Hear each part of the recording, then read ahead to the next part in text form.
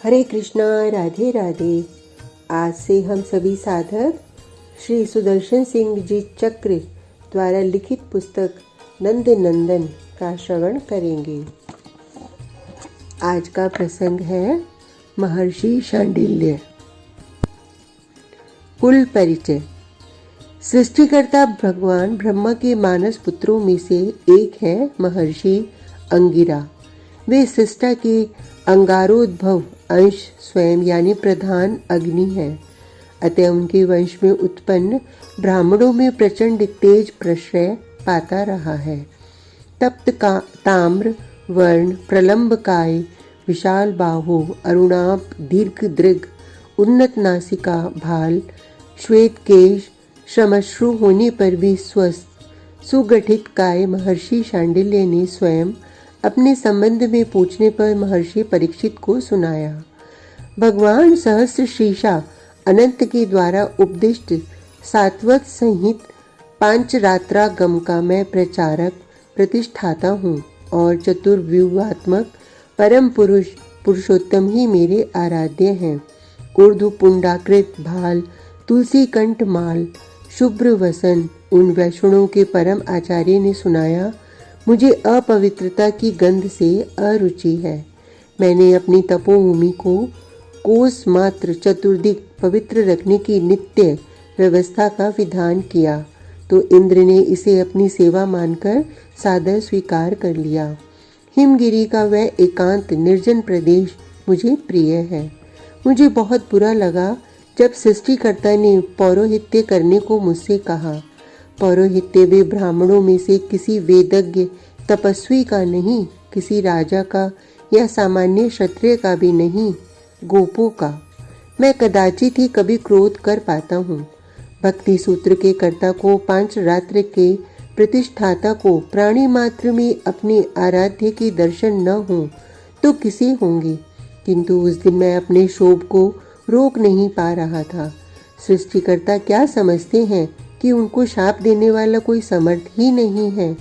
वत्स, अपनी उत्तेजना शांत करके मेरी बात सुन लो। भगवान ब्रह्मा सर्वज्ञ हैं।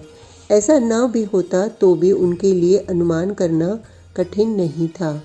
अवश्य उत्तेजना से मेरे दृग अरुण हो उठे होंगे और मुख पर आवेश स्पष्ट होगा। वैसे भी सुरों के उन पितामह को संकल्प की भाषा भली प्रकार अवगत है। उन्होंने अत्यंत स्नेहपूर्वक मुझे समझाया। जिस लाभ के लोभ ने वशिष्ठ जैसे ब्रह्म ऋषि को पौरोहित्य पद स्वीकार कराया था और वह पाने को मेरे दूसरे सब पुत्र उत्कंठित हो उठे थे, वही महत्तम अवसर पुनः आने वाला है। तुम एक बार व्रत चले जाओ। मुझे आशा है कि वहां पहुंचकर तुम इस प्रस्ताव के लिए मेरा साभार मानोगे। मैं ब्रह्मलोक से धरा पर आया। मथुरा मंडल उस समय वृष्णि वंश के शासन में था और यह वंश सुरों के प्रति, शास्त्रों के प्रति श्रद्धालु रहा है। वैसे यदुवंशी कार्तवीर्य अर्जुन के पूर्व से नैष्ठिक शैव होते आए हैं, किंतु त्रिलोचन गंगाधर भगवान महेश्वर तथा तो वैष्णवों के परम आचार्य हैं। वे पांच रात्रागम के उपदेष्टा। उनके निष्ठावान उपासकों के प्रति मेरी सहज सहानुभूति है। अतः मुझे मथुरा मंडल में आने में कुछ सोचना नहीं था। मुझे श्री हरि की नित्य सानिध्य प्राप्त पावनपुरी मथुरा में भी रहने का आदेश नहीं था। सृष्टा जानते थे कि मैं स्वभाव से अरण्यानी हूँ। नगर कितना भी पुनीत तीर्थ हो, मेरे उपयुक्त नहीं हो सकता था। यमानुजा भानुनंदिनी के कूल पर मथुरा के सम्मुख ही महावन में गोपों का आवास था, गोकुल। मुझे यहीं आने का आदेश सृष्टिकर्ता का था। वत्स, मैं गोकुल में पहुंचते ही चौंक गया। ब्रह्मलोक से चला तो मन में था, धरा का कोई भी अंचल मेरे आश्रम से अधिक पुनीत नहीं हो सकता। वैसे परात्पर पुरुष के अवतीर्ण होने की सूचना ने मुझे पौरोहित्य के लिए प्रलुब्ध कर दिया था, किंतु मेरा मानस बहुत उलझन में था। भगवान श्री हरि का अवतरण इस वैवस्वत मनवंतर की वर्तमान 28वीं चतुर्युगी के इसी द्वापरांत में मथुरा में होना है। यह बात सुरों में तथा महर्षियों में सबको ज्ञात थी। उस यदुकुल के पौरोहित्य को प्राप्त करने का सौभाग्य आशुतोष प्रभु प्रसन्न होकर अपने साक्षात शिष्य महर्षि गर्ग को दे चुके थे। अब प्रजापति ब्रह्मा ने मुझे गोपों के पौरोहित्य का आदेश देकर जो आश्वासन दिया था उसका क्या अर्थ था, मैं समझ नहीं पाता था। मैं अपने मनोमंथन में मग्न न होता तो बहुत पहले चौंकना चाहिए था मुझे। गोकुल की यह भूमि, यह वृक्षधरा क्या मर्त्य लोक का अंश है? यह अणु अणु में आपूरित चिन्मय भाव, मैं कब तक वहीं समाधिस्थित बैठा रहा, मुझे स्मरण नहीं। मेरे अपने हिमगिरी के तपोवन की भी मुझे स्मृति कहाँ से आती। ब्रह्मलोक जहाँ से मैं अभी अभी आया था वह तुच्छ लगा मुझे। यह श्री हरि का साक्षात धाम धरा पर आ गया है, मुझे अब तक पता नहीं था। इस दिव्य धाम में रहने वाले किसी स्वपच का भी पौरोहित्य करने को मैं प्रस्तुत था। मुझे तो गोपनायक के पौरोहित्य का आदेश दिया गया था। परीक्षित, तुम सम्राट हो, तुमने भूमि के दूसरे उत्तम स्थान तथा तीर्थ भी देखे हैं और अब व्रज में आ गए हो। श्री कृष्णचंद्र ने गर्भ में प्रविष्ट होकर तुम्हारी रक्षा की है। तुमको भी अभी इस दिव्य भूमि का वास्तविक स्वरूप समझने देखने में समय लगना है। साधारण व्यक्ति इस चित भूमि को समझ नहीं सकता, किंतु अपने आराध्य की नित्य विहार भूमि में पहुंचकर व्यक्ति की क्या अवस्था हो जाती है, यह तुम मथुरा आकर अवश्य समझ गए हो। भगवान, मथुरा की समता नहीं है त्रिभुवन में। परीक्षित ने गदगद स्वर में कहा, यह सृष्टि के भाल का सौभाग्य बिंदु है। तुम सत्य कहते हो सम्राट। महर्षि शांडिल्य भी भाव विभोर थे, किंतु तुम जब ब्रजधरा की इस वास्तविकता समझ पाओगे तो जान सकोगे कि मथुरा श्री हरि का श्री विग्रह है और उसमें वृंदावन उनका हृदय है। मैं गोकुल के पार्श्व में पहुंच गया था। वहाँ के तृण, तरु, लताएं, पक्षी, पशु, पिपीलिका तक जहाँ दृष्टि पड़ती थी पद वहीं रुक जाती थी। मेरी अवस्था ऐसी थी जैसे कोई किसी दुर्गंधित स्थान का निवासी सहसा पुष्पित सुर कानन में पहुंच जाए और एक एक पल की सुर भी उसे अपने समीप ही खड़े रहने का आग्रह करती प्रतीत हो। मुझे गोकुल में सामान्य बनने में समय लगा। मैंने कई दिन केवल फलाहार किया और यमुना किनारे ध्यानस्थ होकर बैठा रहा। इस दिव्य धरा के किसी भी मानव निवासी तक पहुंचने के लिए आवश्यक था कि मेरा चित्त इस दिव्यता को सहन करके सामान्य व्यवहार में सक्षम हो जाए। मैंने जब अपने को किसी प्रकार व्यवहार के उपयुक्त कर बहिर्मुख कर लिया, गोकुल के गोपावास में पहुंचा। गोप जाति में अनेक सहज स्वाभाविक सद्गुण हैं, यह अब मैं जानता हूँ। यह अत्यंत श्रद्धालु, शूर, सहानुभूतिपूर्ण तथा उदार जाति है। स्नेह और सुदृढ़ संगठन इनके रक्त में ही बसता है।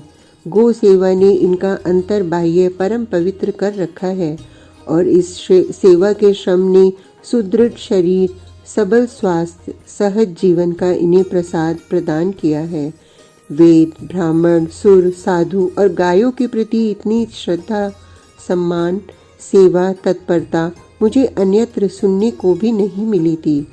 यहाँ का सौंदर्य जैसे स्वर्ग में भी सुदुर्लभ है, वैसे ही यहाँ का निश्चल सहज संबंधपूर्ण व्यवहार भी अन्यत्र अलभ्य है। मुझे देखते ही गोपों ने हाथ का काम छोड़ा और दौड़ पड़े। गोपनायक पर्जन्य ने सम्मुख आकर भूमि में लेटकर प्रणिपात किया, ले जाकर आसन दिया। आदरपूर्वक और सविधि इस प्रकार पूजन में लग गए कि मैं स्वयं अपने आराध्य की इतनी श्रद्धा, इतनी सावधानी, इतनी विधि से अर्चना यदा कदा ही कर पाता हूँ। प्रत्येक गोप भाग आया था। वन में से ही यह सुनते ही कि गोकुल में कोई ऋषि आए हैं, उन्होंने एक दूसरे को हाँक लगाकर बुला लिया। गोबर सने हाथ शीघ्रता में धोए गए थे। वृद्धा, युवती और बालिकाएं सब गोपियां सिमट आई थीं। शिशुओं तक को मेरे चरणों में रखा था उन्होंने। सबको मेरे पैरों पर मस्तक रखना था और सब कुछ न कुछ उपहार लेकर आए थे। उसी दिन शांडिल्य को इतनी गायें और वृषभ मिले कि उनकी गणना करना कठिन था। इतने उपहार कि उससे कोई राजप्रसाद भी भर जाए। कितने वस्त्र, कंबल, मृगचर्म तथा अन्न, स्वर्ण की राशि, मैं केवल चकित देखता रह गया। मुझे सबका प्रणिपात स्वीकार करने में ही पर्याप्त अधिक समय लगा। आप सबको प्रसाद वितरण करा दें, मैंने गोपराज पर्जन्य से साग्रह कहा। मैं भला पशुओं का, धन का, अन्न या वस्त्र का क्या करूँगा? महर्षि कण्व अब इतनी अधिक गोपों का पौरोहित्य करने में बहुत कठिनाई का अनुभव करते हैं। सभी स्त्री पुरुष हाथ छोड़े खड़े थे। सबके नेत्रों से जो प्रार्थना व्यक्त हो रही थी, गोपनायक के स्वर में वह बोल रही थी। मैं पिता के आदेश से यहाँ आया तो हमारे मथुरा के भी कुल पुरोहित ने अपनी विवशता व्यक्त कर दी। वे मथुरा से यहाँ कैसे आ सकते हैं? मैं तब से ही श्री हरि से नित्य प्रार्थना करता हूँ कि वे हमें पूजा के लिए कोई अपने स्नेह भाजन वेदज्ञ ब्राह्मण प्रदान करें। अब आप स्वयं यहाँ पधारे हैं। हम वनवासी पशुपालकों का पौरोहित्य आप स्वीकार करें। यह प्रार्थना करना बहुत धृष्टता है, किंतु यदि हमें यह सौभाग्य प्राप्त हो जाए, आपके इन सभी पशुओं की सेवा तो हम करेंगे ही, हम सब सदा आपके विनीत दास रहेंगे। जो बात कहने में स्वयं आया था वह गोपराज ने इतनी विनम्रता से कही। उसी दिन मेरे लिए मेरे द्वारा निर्दिष्ट स्थान पर कालिंदी किनारे पर्णकुटी बन गई। गोप तो बहुत बड़ा आश्रम ही बना देने को उत्सुक थे, किंतु उन्हें किसी प्रकार मैंने रोका। इतने पर भी वहाँ उन्होंने पुष्पोद्यान, तुलसी कानन आदि तो लगाए ही, उस ओर पशुओं का आना रोक दिया। केवल एक आश्रम धेनु नित्य पूजन के लिए मैंने अपनी कुटिया के समीप रखना स्वीकार किया। यह काम धेनु, उसकी भी सेवा का कोई अवसर गोपों ने मुझे नहीं दिया। शांडिल्य की गायें तो प्रत्येक गोप के गोष्ठ में पर्याप्त अधिक थीं और उनका घृत सावधानी से मेरे समीप पहुंच जाया करता था। मुझे प्रत्येक पर्व पर बृहत् यज्ञ करके ही उसे व्यय करना था।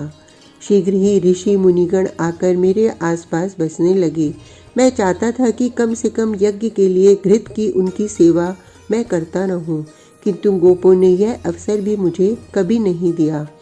वृद्ध गोपों से लेकर गोप बालक तक हमारे आश्रमों की सेवा को सदा उत्सुक रहते थे। वे हाथ जोड़े अत्यंत विनम्र मिलते थे और बहुत कम बोलते थे, किंतु आश्रम में कब क्या कैसी सेवा किसे आवश्यक है, यह उनमें से बालकों को भी समझते विलंब नहीं होता था। मथुरा में वृष्णिवंशिनी देव मीड़ जी ने 2 विवाह कर लिए थे। एक पत्नी इनकी क्षत्रिय कन्या थी, उनके पुत्र हुए शूरसेन। इन शूरसेन जी के पुत्र वसुदेव जी से भगवान वासुदेव का आविर्भाव हुआ। देवमीड़ जी की दूसरी पत्नी गोप कन्या थी, उनके पुत्र हुए पर्जन्य जी। जब पर्जन्य युवक हुए और उनका विवाह गोप कन्या वरीयसी से हो गया, तब देवमीड़ जी ने अपने इस पुत्र को मथुरा की राजकीय संपूर्ण गोधन को देकर गोकुल में रहने का आदेश दिया। तब से ही मथुरा के सिंहासन के साथ गोधन नहीं रहा। यह गौ संपत्ति और उसके पालक गोपों के अधिपति होकर देवमीड़ जी ने यमुना के पार महावन में मथुरा के सामने ही अपना निवास बनाया। वह उनका निवास ही गोकुल था। मैं उन लोगों का पुरोहित बनकर गोकुल के पार्श्व में रहने लगा। मेरे आने के पश्चात पर्जन्य गोपराज की पत्नी वरीयसी ने 5 पुत्र तथा 2 कन्याओं को जन्म दिया। पुत्रों का नामकरण तो मैंने ही किया था। उपनंद, अभिनंद, नंद, सनंद और नंदन। इनमें से अभिनंद का दूसरा नाम महानंद अधिक प्रचलित हो गया। नामों के इसी अनुकरण पर कन्याओं का नाम उनकी माता ने नंदिनी और सुनंदा रखा। मैं जन्म से एकाकी, अपरिग्रही, वीतराग रहने वाला, किंतु गोकुल आकर मेरे वैभव की सीमा ही नहीं रह गई। यह दूसरी बात है कि मैंने अपने उटज में कभी स्वर्ण, अन्न आदि रखना स्वीकार नहीं किया, किंतु मुझे प्रत्येक पर्व पर, प्रत्येक संस्कार के समय अपार धन तथा बहुत अधिक गायें प्राप्त होती थीं। मेरे समीप के ही नहीं, दूर से आने वाले ब्राह्मण भी मुझ ब्राह्मण से दान लेना नहीं चाहते थे, और लेते भी क्यों। उन्हें गोपों का अपार दान स्वयं दान करने को बाध्य कर देता था।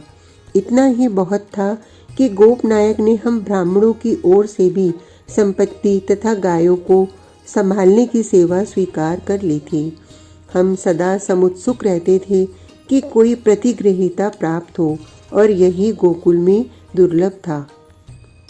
जिस दिन किसी अतिथि सत्कार अथवा किसी को कुछ देने का अवसर मिल जाए, वह सौभाग्य का सुदिन हम संसारचर्या से विमुख विप्रों में भी चर्चा का विषय बनता था। गोपराज पर्जन्य और उनके सब गोप अपनी पूरी संपत्ति मेरी ही मानते थे, और सब परिवार सब मेरे सेवक थे। उन श्रद्धालुओं की कल्याण कामना मेरे मन में बनी रहती थी। यह आश्चर्य की बात नहीं। प्रेम तो परम पुरुष को भी वश में कर लेता है। मैं तो सहज स्वभाव से सदैव ब्राह्मण कुल में उत्पन्न हुआ, और गोपों में से प्रत्येक श्रद्धा की प्रीति की मूर्ति था। गोप जाति में सगाई तो अनेक बार बच्चे के जन्मते ही हो जाती है। विवाह के लिए भी अधिक बड़े होने की प्रतीक्षा नहीं की जाती। बृजपति पर्जन्य के पुत्रों का विवाह शीघ्र हो गया।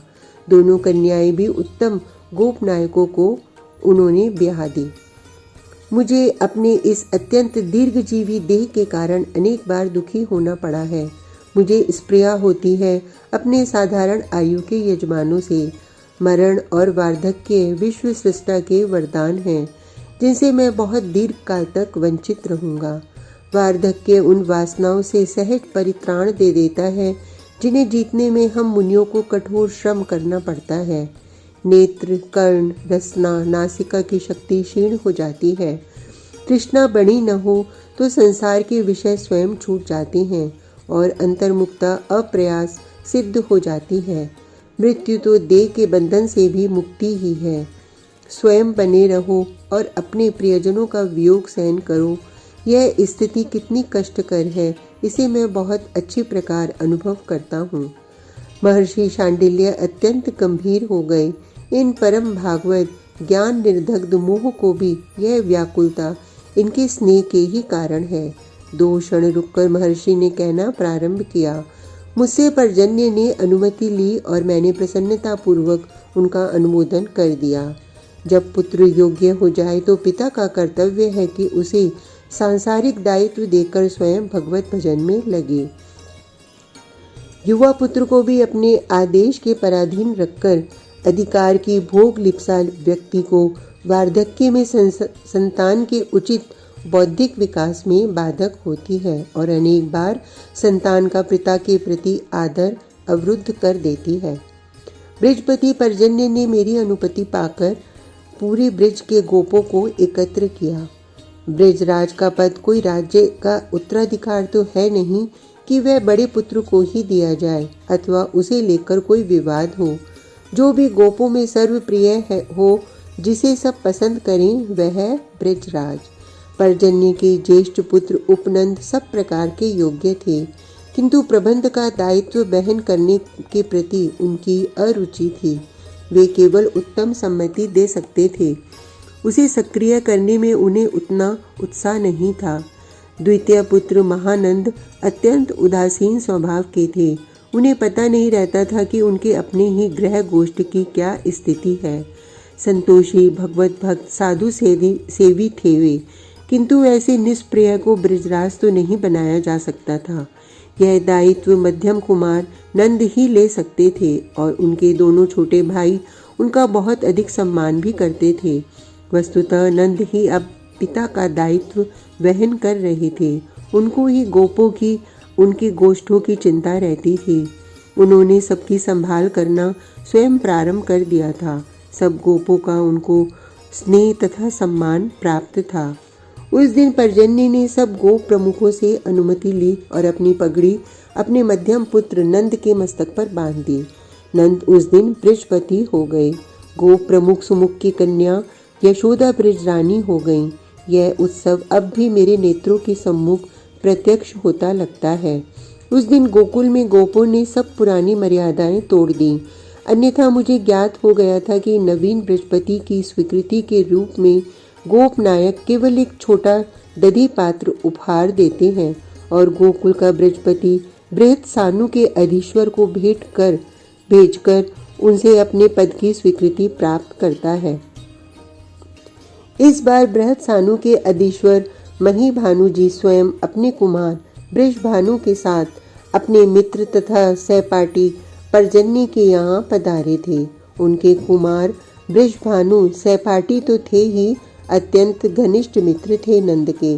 पर्जन्य ने महीभानु से अनुमति मांगी अपने मध्यम कुमार को अपनी पगड़ी बांधने की, तो वे उठ खड़े हुए। नव प्रजापति का प्रथम अभिनंदन करने का अधिकार पहले मेरा कर लो, पहले मेरा स्वीकार कर लो। यह आपका पुत्र है, पर्जन्य ने विनीत होकर कहा। सो तो है, महीभानु दृढ़ स्वर में बोले, किंतु इसकी पगड़ी पर प्रथम पुष्पार्पण मैं करूंगा। पगड़ी को किरीट मेरे कर देंगे और उपहार अर्पण का पहला अवसर वृषभानु को दिया जाएगा। आप सम्मान्य हैं, श्रद्धेय हैं, अब विरोध कोई कैसे करता। पर्जन्य को कहना पड़ा, आप जो आज्ञा करेंगे हम सब स्वीकार ही करेंगे। नंदराय की शुभ पगड़ी को स्वकरों से हंस पिच्छ के उज्जवल किरीट से महीभानु जी ने अलंकृत किया। यह अद्भुत सम्मान दान संपन्न होते ही नंदराय ने उठकर मुझे तथा दूसरे ब्राह्मणों को प्रणाम किया। अपने पिता को प्रणाम करके महीभानु जी के पदों में झुके तो उन्होंने पुत्र को संकेत कर दिया। वृषभानु को पदों में गिरने से पहले ही नंद ने हृदय से लगा लिया। महीभानु जी गदगद कंठ कह गए, वत्स, आज से इस अपने अनुज की भी सुरक्षा तेरे ऊपर ही रही। आज का प्रसंग इतना ही। कल तक के लिए हरे कृष्णा, राधे राधे।